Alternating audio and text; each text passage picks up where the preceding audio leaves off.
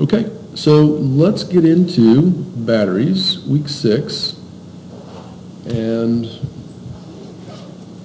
just kind of take you through this.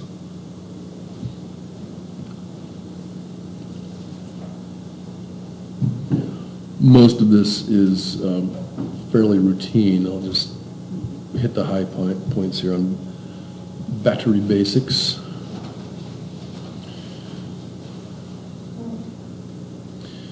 The one way, I always get these confused, but the one way to remember anode and cathode, I just remember that a cat has a tail, and that's what it looks like. That's it. And the other thing to keep in mind is that the electrons flow into the anode. The electrons flow towards this guy, so they're flowing out of the cathode and into the anode. The electrons go opposite of. And the electrons go in the opposite direction of current. Yeah. Yeah, exactly. That's exactly right. Remember one thing. You got it, yeah. So you could argue, does a battery store electrical energy? Does it store chemical energy? Both. Well, it stores electrochemical engineering energy is what it stores. And what's going on is the electrons are flowing in through wires, and that allows for ion exchange within the battery itself. Okay.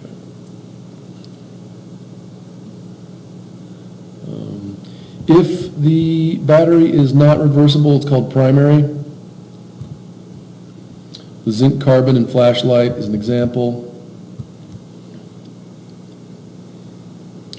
Secondary, obviously, in your car, the lead acid reaction is reversible, so that's called a secondary battery.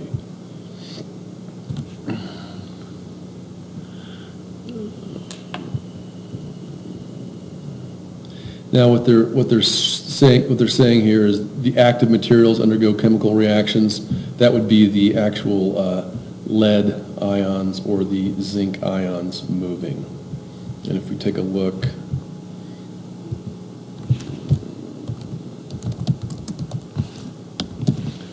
I always kind of like to take a look at the elements. And, and theoretically, you could make a battery out of just about anything with the exception of the noble elements. Because if you take a look here at the orbitals, here's zinc.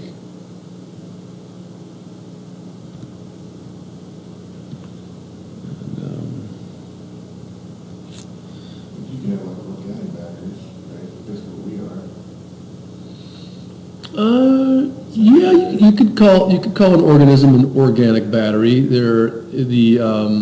Especially if you look at the ion pumps in nerves and muscles. I mean, yeah, you are pumping chemicals across membranes that have a charge, +1 or 2 charge. So yeah, absolutely.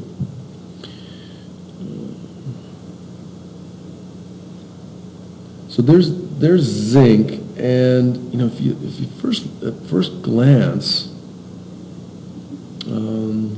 zinc's kind of interesting because its outer shells are full. You look at copper; it's got that single 4s electron sitting out there. If you look at zinc,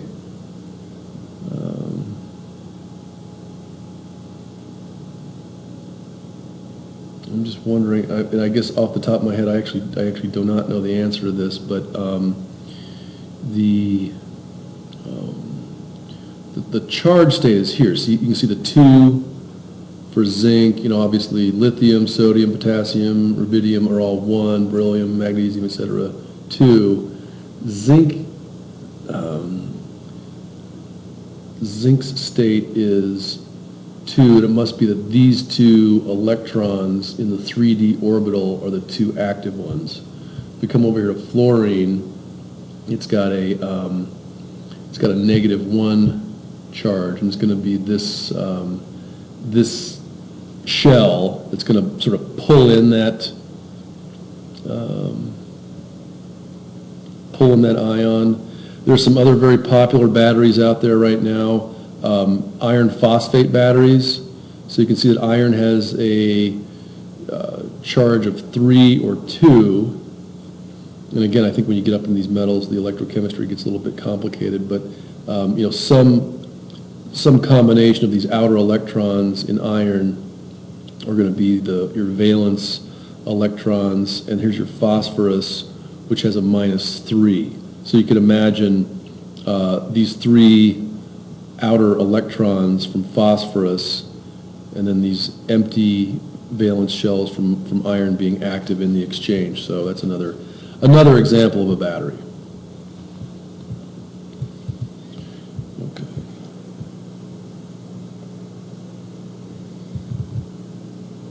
And obviously recharging is just the opposite.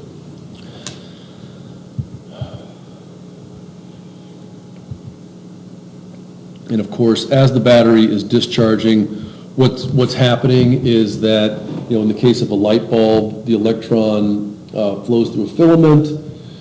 As the electrons lose energy, they emit radiation, they emit light. It could also be that as an electron is flowing through a motor, that electron is losing energy and spinning a magnet. You could also be sending it over into some capacitor.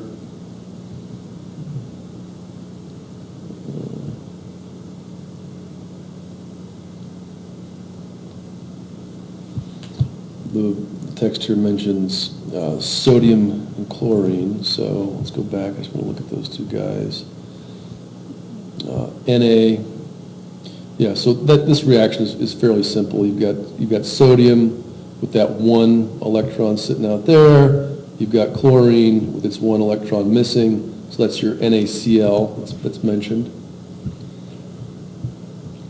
And it says when this bonding occurs, the sodium atom actually gives up the electron and becomes charged.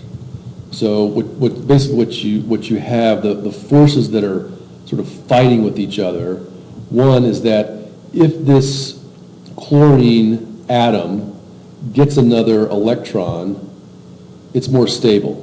These 2 outer electrons tend to complement each other and cause for a more stable atom. But if you've got chlorine, which is a charge of 17, and an extra electron comes in, you also have a little bit of instability because the chloride is now overcharged, if you will. It's a -1. That's where that -1 comes from. Same thing with the sodium. If it gives up that electron, well, now it's more stable because the sodium looks like neon, right? So sodium basically is neon with an extra proton and an extra electron. Once that electron leaves the sodium, it's sort of quantum mechanically more stable, but it's electrically less stable because now it's got a +1 charge, and that's what that +1 is.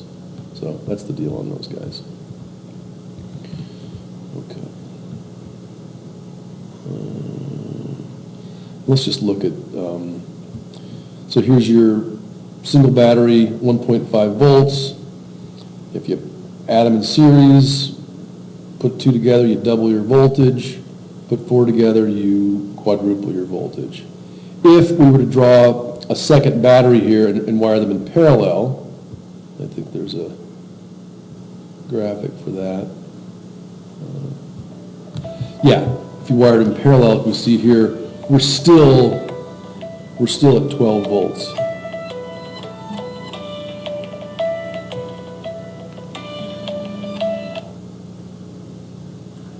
We're still sitting there at 12 volts. Because there's 12 volts across this one, there's 12 volts across this one. Across this entire wire, there's no change in potential. The whole thing is the same potential. Same thing over here, so it's 12 volts across.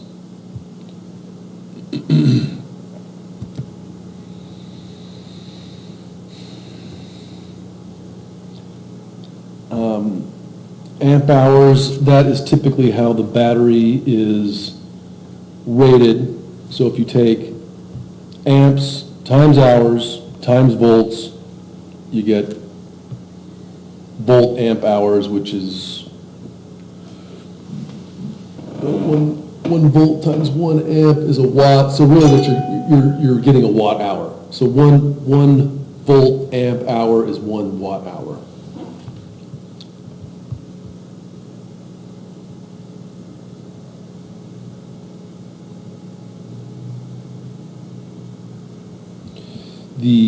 There's a company up in Columbia Falls, Vision. They make that lead phosphorus, or not lead, but iron phosphate battery, 200 kilowatt hours. It's about the size of this room. Look, it's almost the size of this building. So, and the idea there is I'm gonna put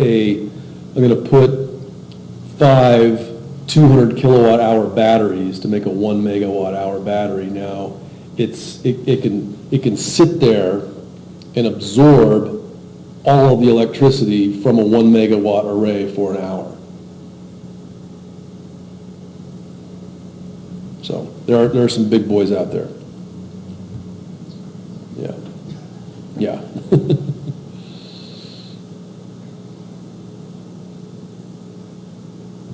All right, so let's look at this guy. If you've got a single L16 lead acid battery, you can see the way they've wired it is there's your anode, cathode, anode, cathode, anode, cathode. So these are wired in series, ding, ding, ding, ding, ding. And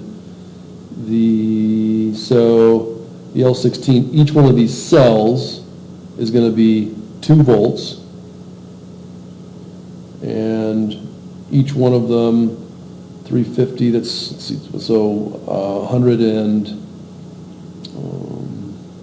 116 amp hours per battery. You've basically doubled it. You've got the same number of amp hours because you're gonna drain this thing quicker because all the energy still flows through it. You've doubled your voltage, and you've also doubled your energy, obviously, but same number of amp hours. So that's the confusing part. But you're like, oh no, I doubled my batteries. Yes, I do have double the energy. And if I've got 12 volts, it just means that I'm pushing that much harder. I may or may not have more amperage.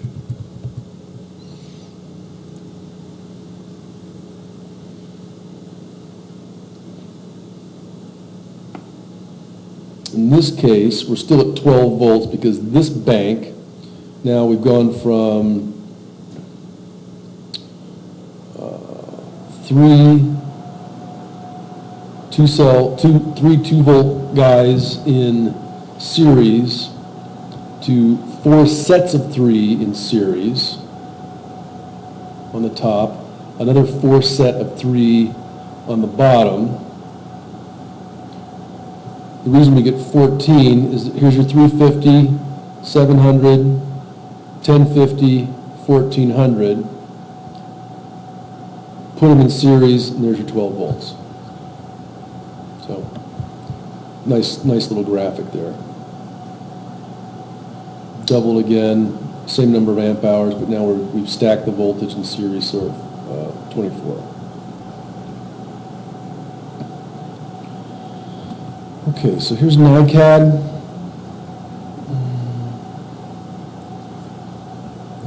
.2 volts DC. These voltages are more or less dictated by the chemistry itself. It's just how many volts you can get out of a given chemical reaction for nickel cadmium. If we pop out there, here's your nickel. That's a 2. Here's your cadmium with another 2. And my guess would be that these 2 outer electrons go and cozy up right here to allow nickel to look more like zinc. That's basically what's happening there.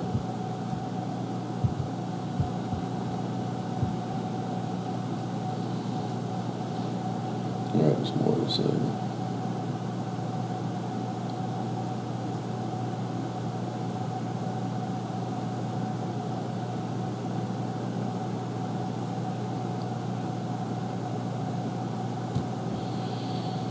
So this is also fairly straightforward. If what you want to know is how long the battery's going to last. I mean, that's the most important thing, right? I've got my battery, how long it's going to last. So the rate of discharge is just what its capacity is in amp hours. If it's a 12 amp hour battery and you're running at 12 amps, it's going to last for 1 hour. Pretty simple.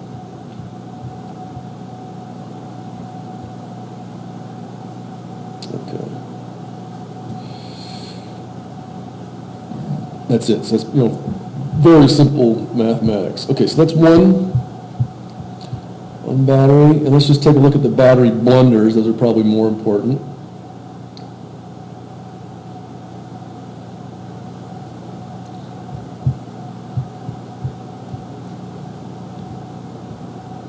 Top 10 battery blunders.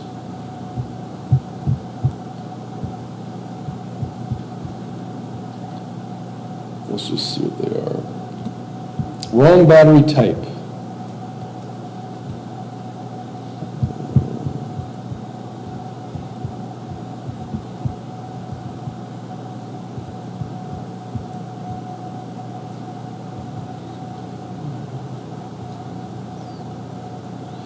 Right, so what you're looking for is a deep cycle battery, something that'll actually go below 50%.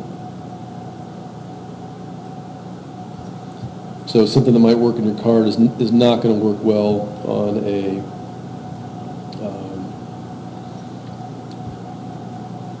renewable energy system. Absorbed glass mat batteries, great choice for grid tie, battery backup. They cost more, but require more careful recharging regimens, but there they are. And in this case, you're relying on the electronics of your system to take care of that for you. You set it up so you don't fill the bucket too quickly. Okay, blunder 1, wrong type. Blunder 2, improper size.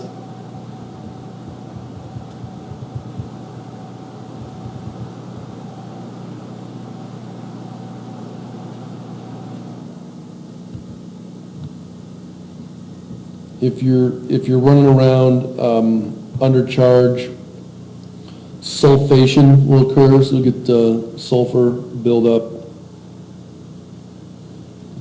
Andrew McChain sold a nice desulfonation package. This is another one too, that the batteries really want to be charging and discharging at similar rates. Otherwise, you might have electricity from one flowing into another, and you're just kind of wasting juice. So like everything else says, don't jam your new batteries in with your old. Exactly right. Improper watering. So distilled water every 2 to 6 months.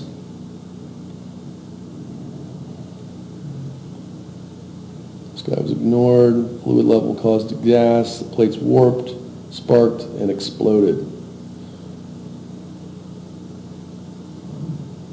Yeah, looks fun. We should go out and play with our batteries in the wind turbine.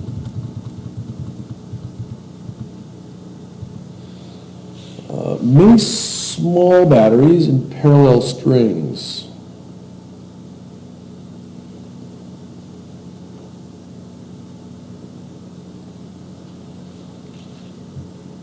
So here's the key right here. The problem is that when current splits between parallel strings, it's never exactly equal.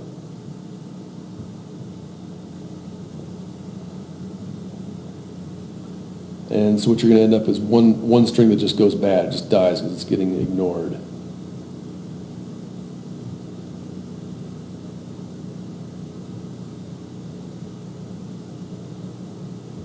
So what you're looking for is electrical symmetry. Oops.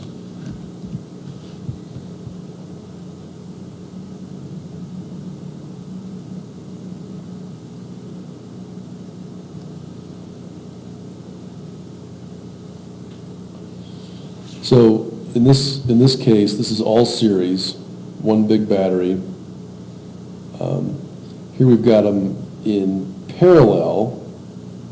Well, we've got two in parallel, two in series, and here we've got two in parallel, or these two in series, these two in series, these two in series. So three smaller pairs in parallel, but there's just a lot going on. There's just too many paths for the electricity to flow. In this first case, there's only one direction to flow. Each guy's flowing. Here you can have this middle guy might just get ignored and get low and not perform over time.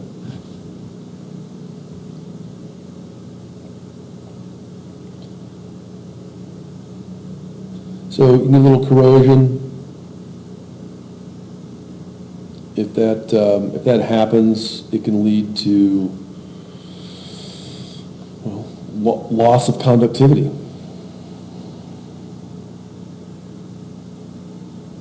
It just says wash them with distilled water. Simple as that. Nothing fancy. Don't use baking soda to try to neutralize it. Just get distilled water.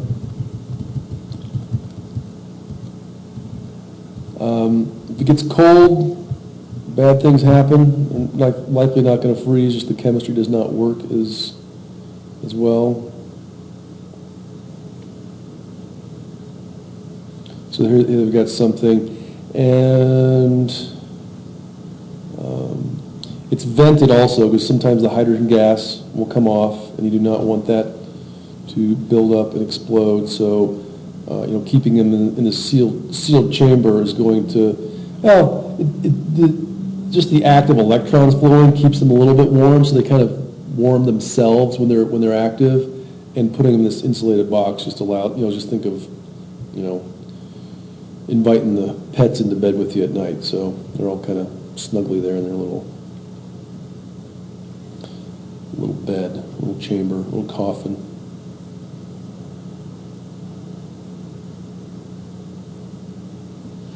And here's the code to look for. This code will actually tell you the hole size, volume. You don't want them all packed in there. You do need a little bit of breathability.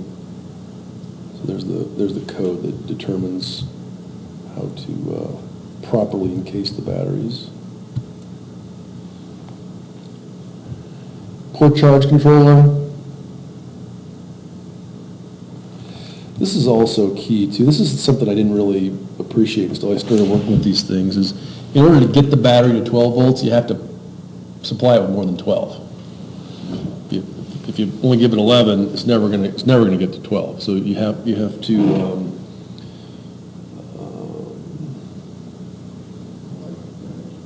Most cars, your alternators usually around 13, 14. Yeah. It's a little over. Exactly. Yeah, a little more than 12. So if they're cold, you got to punch them a little harder to hit full. If they're warm, you don't hit them as hard as you might overcharge them. So temperature compensation. Part of the reason why your battery has tendencies to die more in the winter. Oh yeah. Yeah.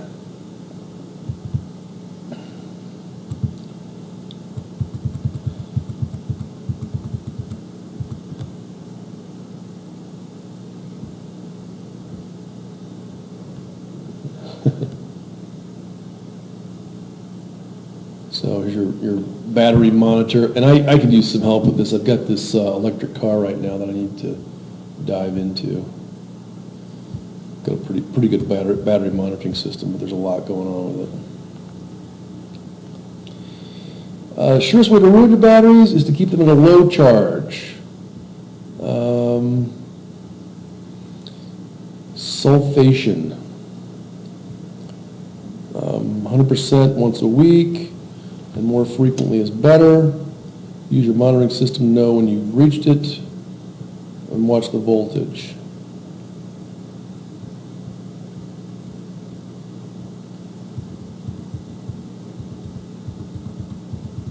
This is also saying not an efficient use of electricity or energy.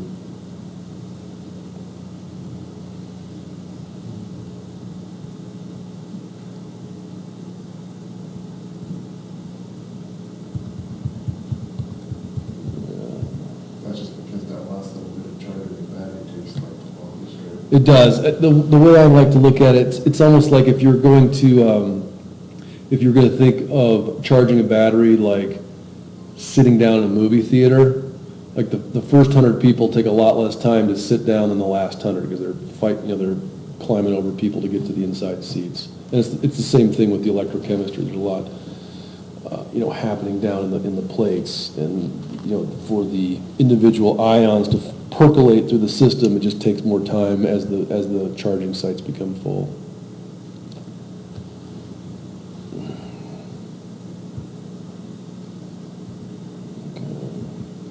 It says flooded batteries, so if you've got a water battery, equalized at least 4 times a year.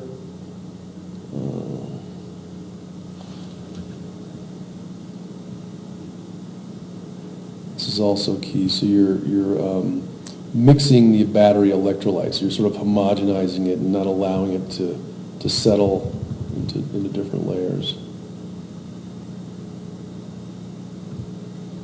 So you really want to give them a nice juicy charge frequently.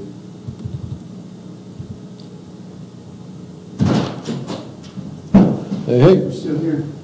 If you remove more energy from your battery bank than you put in, there's some constant overwhelming appliance. By adding more PV, battery storage.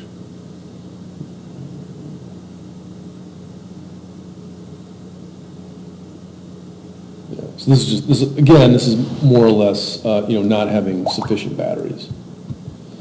All right, so those are the top 10 blunders. Well, spilling it on yourself is a bad one too, so don't do that. Okay.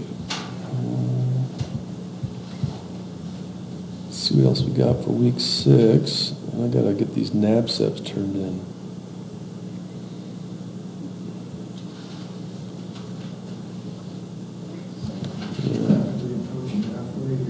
Yeah, well, and then check out these other links. A lot of this is a review of the DC. There are specs, 3 types of batteries, and then you've got your quizzes. Okay, well, thanks a lot. I will see you next week. We'll talk about charge controllers.